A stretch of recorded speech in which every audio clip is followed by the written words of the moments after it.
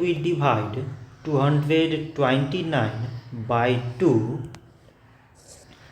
in long division method. So 2 times 1 means 2. On subtracting we get 0. So now we put down the number beside this 2 and we remove this 0.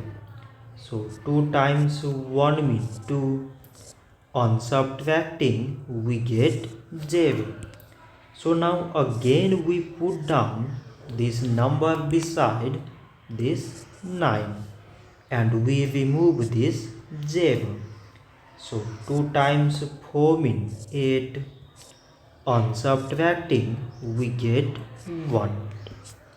So now this 1 is less than 2 and there is no other number beside.